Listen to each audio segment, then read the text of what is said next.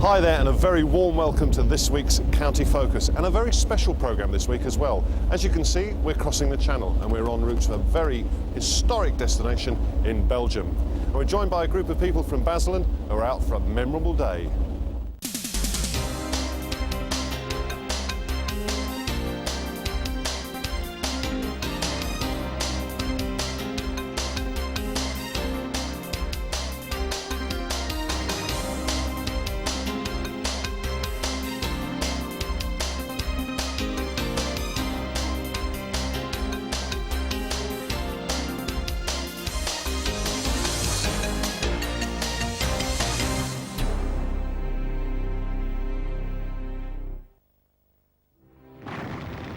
It was once called the cockpit of Europe.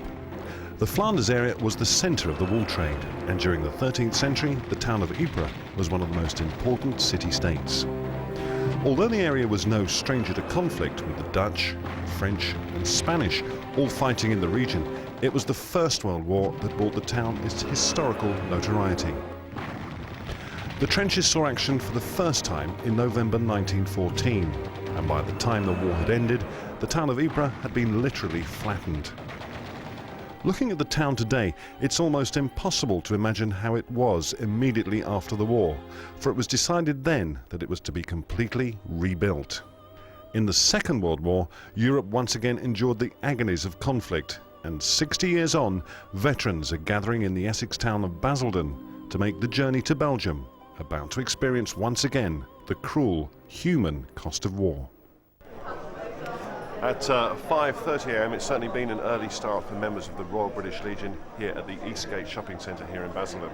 But despite the long journey ahead, this trip has been fully booked up, and we're going to take two coaches which will take them and us to Ypres. It's thanks to the management of the Eastgate Centre that this trip has been possible. Promotions manager Mike Horton has been busy arranging the schedule. So, how did the idea of this trip begin? Eastgate Shopping Centre has very close association with the Royal British Legion. We invite them in every year for a fairly substantial collection and to sell poppies. And we felt that as many of them are getting on in years and less of them are around, we felt that it was a very good opportunity this to take a few of our very good friends abroad for something that means a great deal to them and will obviously mean a great deal to us too.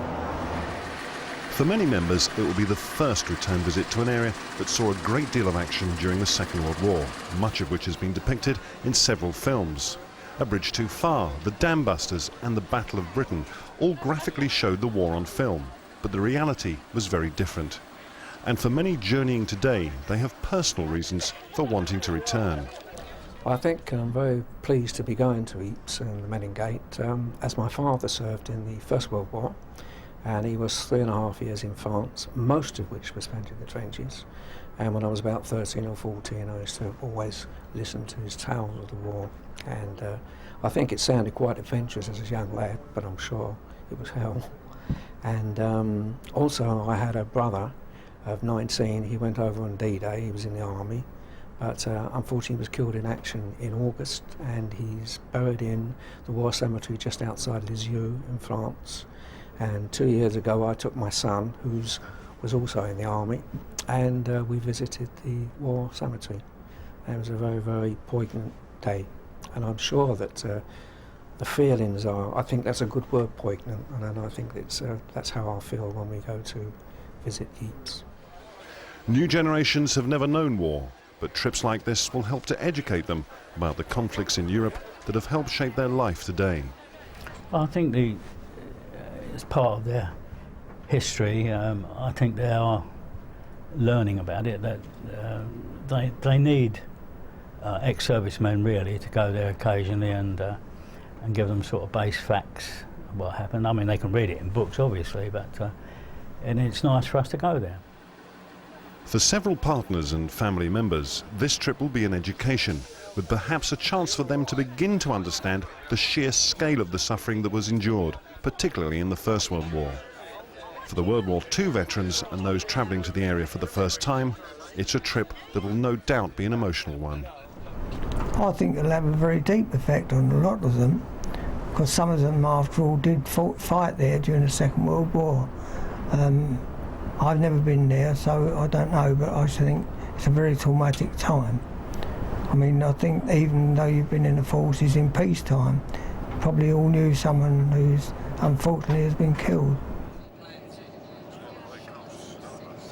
As the two coaches made their way to Dover, listeners to BBC Essex were brought up to date on their progress by reporter Rosemary Doherty, who gave a live report from one of the coaches. I think so. At the moment, everybody here is quite upbeat, quite excited. Everybody is really full of beans, and they're all, raring to go. Looking forward to the day. I'm not giving comments at the moment, but I do think at the same time, for a lot of them, it's going to be an emotional day. And I've already spoken to quite a few members. For them, the war did leave a big scar, not only for them, but also for their family members. And it will be a day of remembrance, a poignant day. So it will be definitely, as you said, a day of contrast. Upbeat now. I think the mood will be definitely a little bit more sombre later on, especially at 8 o'clock this evening when the last post is due to be played. That's something that again, I think will certainly hit home for a lot of people. On arrival at Dover, the coaches were loaded onto the awaiting ferry, a luxury in itself when you consider what level of comfort greeted soldiers going off to fight in 1914. The party was treated to a hearty breakfast on the 1.5-hour Channel crossing. Travelling on the ferry at least gave members a chance to catch up on news and exchange wartime memories, and some had interesting tales to tell. I'm pleased to be talking to Jeff Flea. Now, Jeff, I understand you were a regular soldier before the war broke out, and you joined in 1938? 1938, yes. And where did you join? Jersey. Yeah, as a boy soldier, boy apprentice tradesman, and then went through the war and finished in 1950. So what happened to you, where were you when war broke out, and what was your first duties? Well, in Jersey, actually. We left Jersey in 1940, just before the German occupation. You got out in time? Just got out in time. And then the first overseas posting I had was to Normandy in 44. 1944. And after that, I went out to the Sudan, was there 18 months, and then to the Far East. So were you part of the famous D-Day landings in 44? Yes. Which beach did you land on? Juno. Juno. Yeah, but I wasn't on the actual D-Day landing, but we landed on Juno. That must have been quite an experience. Oh, yes, yeah. So how did you get from the beaches to wherever you were going? We were mechanised. Oh, you were? So we came off the landing craft, and we'd trained for months and months on waterproofing to go through deep water, and we went through 2 inches when we came off. But that was a good thing, really. What are you hoping to get out of today? Well,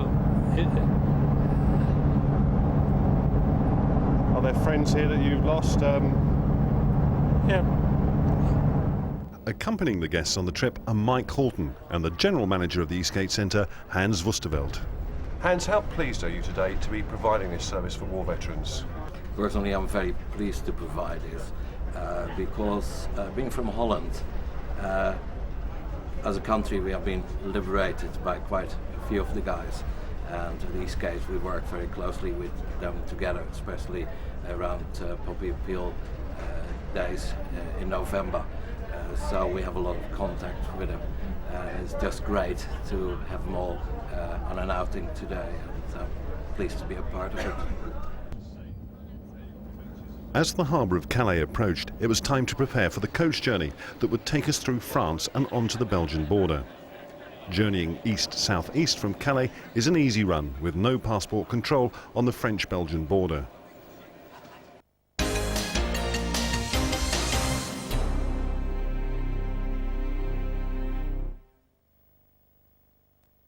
Are you looking to treat a loved one to an extra special gift?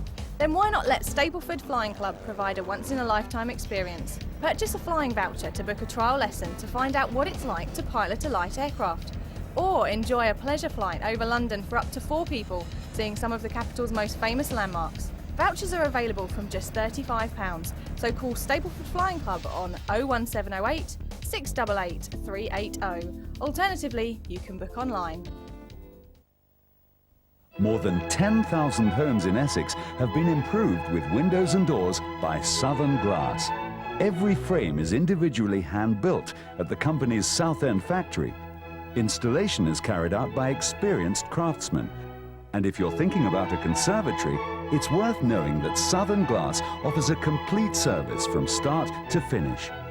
Southern Glass, Southend's #1 double glazing company.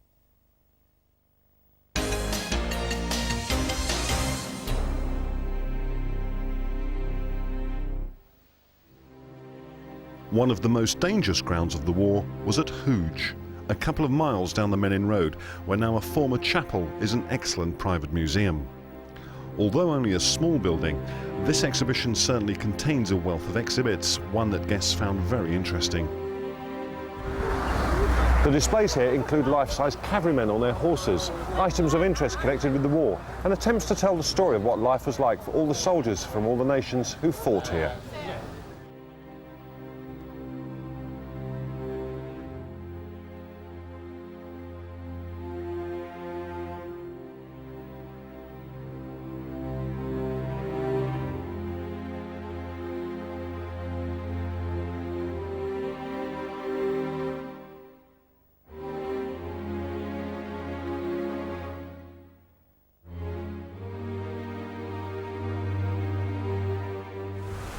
Hooge Crater Cemetery lies directly opposite the museum.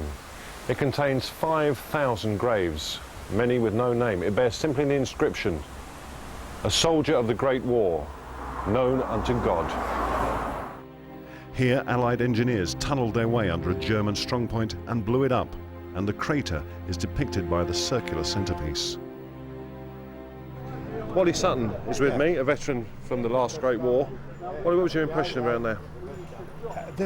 The impression is that everything seems so different to me because I'm typically artillery, and I didn't know much about any of the other spheres of war because I never had to fight in it. What's this we're leaning on here? It's a 25-pounder. 25 pound. Now, what sort of different distance would that fire? 10, 15 miles. 15 miles? Yeah. So this sort of gun would be miles behind the front line and then would be launched into enemy areas, would it? No. They mainly fought in the battle line, or just behind the battle line. They can drop their firing to fire direct. Right. Very low trajectory, yeah? That's right. Or they can send their shells 10, possibly 15 miles, depends on what the weather is like. From Hooge Crater, it's only a short drive to a place that brings home the conditions endured by troops during the First World War.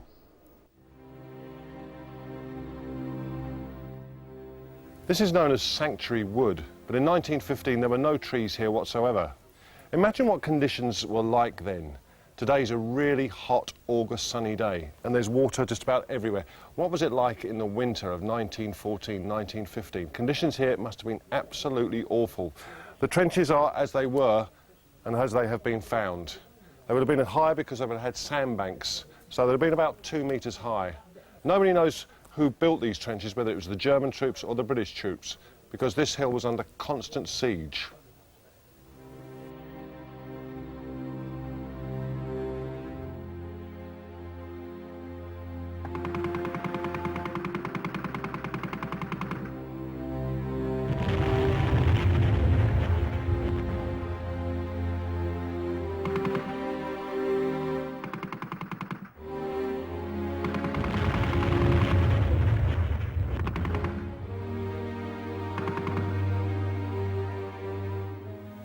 It's just so difficult to comprehend what conditions are actually like here. Imagine it's the winter of 1915. Maybe you're 17 years old, you've been posted here. Originally postings might have just been for 24, maybe 36 hours. But to the latter stages of the war, you'd have been down here for 2 weeks. And then disease sets in, uncomfort, trench foot. And if you were just a private, if you needed an amputation, you had to be drunk to have the amputation, because only officers were allowed the scarce anaesthetic medicine. So life down here must have just been absolutely awful. Hill 62 refers to the height above sea level in metres, which in the Flanders area, known for its flatness, represents a mountain. The experiences of the Second World War, where the area was occupied by the Germans, is shared by experienced guides. Simona de Bell has been a guide for 12 years, and I asked her what, in her opinion, still brings people to the area. Most of the visitors come here, the British visitors coming here, are coming on kind of pilgrimage. They want to see the graveyard, and particularly the grave where their ancestors, their relatives, grandfather, sometimes father, uncle, has been buried.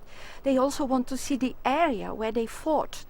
They want to say a prayer in the St. George's Memorial Church. They want to see the monuments, they want to see the Menin Gate, they want to go to places like this here where they can see the trenches, where they also can feel war. What do you think they take away from a visit here? A lot of people are upset. A lot of people are very sad, and some others are very grateful that they have seen it. I think we've all learnt the lesson here today on the brief visit we've had of what conditions were really like. It really must have been terrible, mustn't it, in the Great War? Oh yes, but the conditions now, it's summer. But when you come here in winter time, when it's really raining, it gives a complete different impression. And sometimes people, when they are going away from here, they have tears in their eyes. Flanders has become a legendary area in Belgium, where ferocious battles took place during the Great War. As an area, it's very flat, and what few hills existed soon became very important from a military point of view. From these observation areas, it was possible to see enemy positions as they dug into trenches that became hellholes for occupying forces. The Passchendaele Ridge became known for such squalor, and today at the top of this ridge is Tyne Cemetery. This immaculately kept cemetery is the largest of its kind in the Ypres area and contains over 12,000 graves. Here too, carved on the wall panels, are almost 35,000 names of soldiers with no known grave.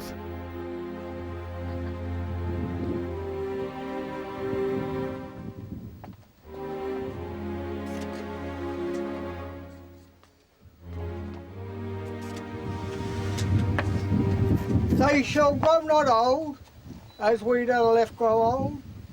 Age shall not weary them, nor the years condemn. At the going down of the sun, and in the morning, we will remember them. We will remember them.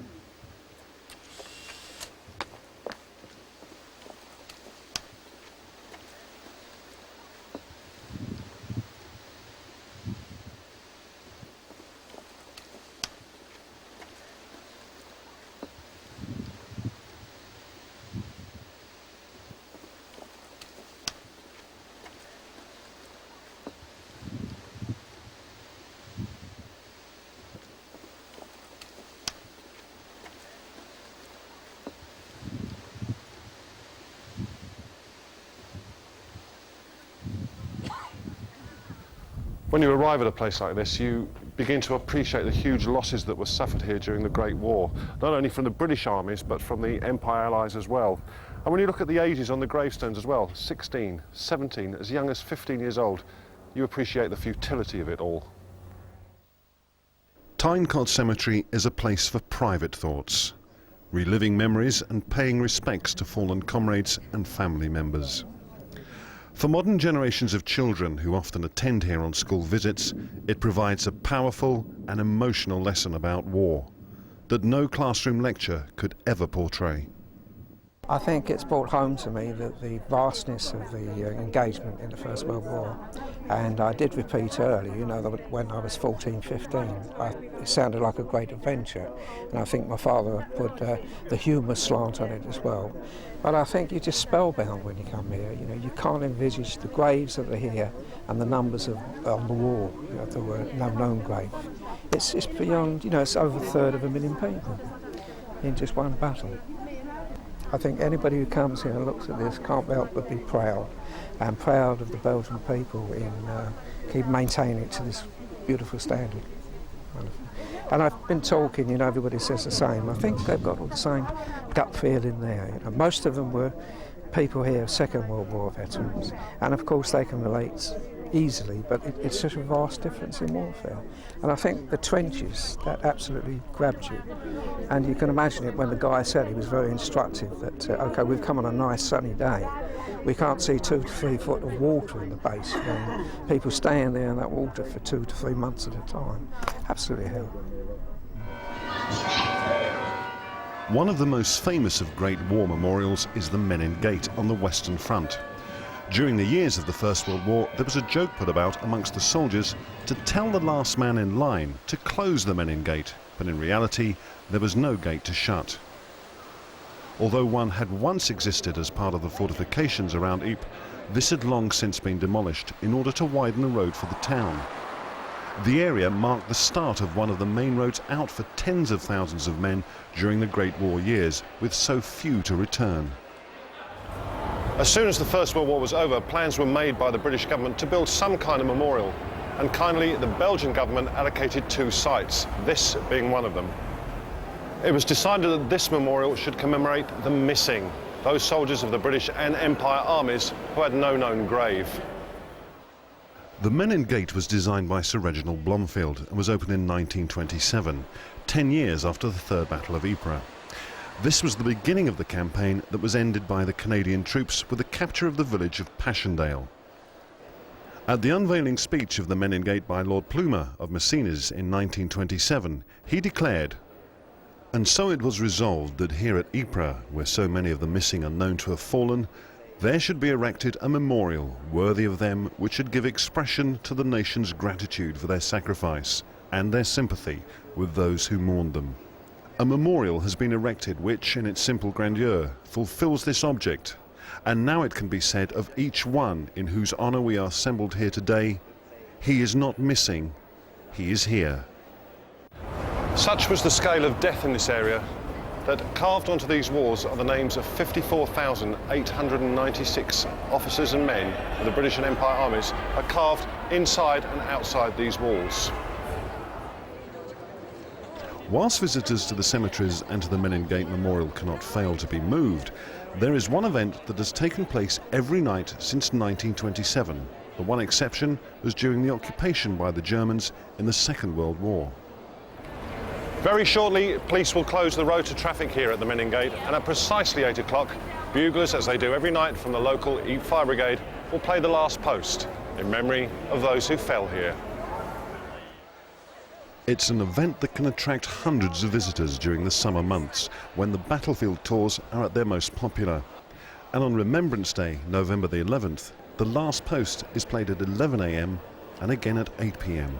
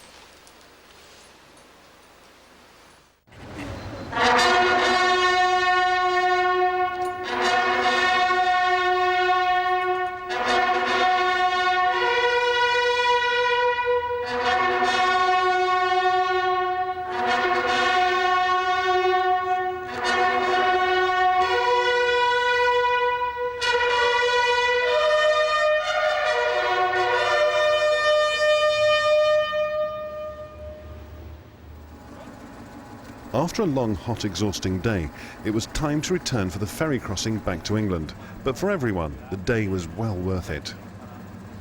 First of all, I would like to thank the people who organised it, because we're on two separate coaches. There's no way we can obviously show our gratitude, but it's been a wonderful day. Very hot. I think everybody's enjoyed it. I have, sincerely, and I would honestly like to express my thanks on behalf of myself and all my friends for the day we've had. It's been really wonderful.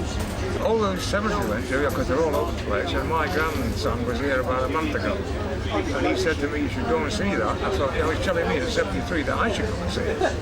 You know, when I was growing up, that was part of our history at school, the First World War, because the Second World War hadn't started. Yeah. I enjoyed going around and seeing all the places. It was an eye-opener, wasn't it, to see the conditions they lived in. Oh yes, exactly, yeah. And that was a particularly moving ceremony at the Menin tonight. Very good, very good, yes, very good, yes. Hans, we asked you about 12 hours ago what your expectations of the day were going to be. Have you enjoyed the day? It was absolutely fabulous. You know, I really enjoyed every minute of it. I found it very moving, emotional at times, and you know, the way we were treated by all the chefs from the Royal British Legion was fantastic. And the only thing I can say, we're going to do it again, and hopefully as soon as possible. Excellent. Mike, I know you've been organising this for months. Have you had time to enjoy the day yourself? I've had a great deal of time to enjoy it. It's been the most marvellous experience. The company was some wonderful people who we've known for a long, long time, but I think we know even better now. And as Hans has said, we really must repeat this. Words of General MacArthur, we've got to return. Okay. Yes. For you haven't been before, like I haven't been before. Was that an eye-opener to you today? Very much so, very much. It was an incredible experience. I mean, the playing of the last post at the Menin Gate was obviously incredible. To have so many buglers there and to see so much regalia from all our friends. Another thing that really moved me was going to Tyne Cemetery. Moved me in a way that I never thought it would. It was a magnificent place to be, and I just got so many highlights to take back home out of this. Yes, I'm coming back.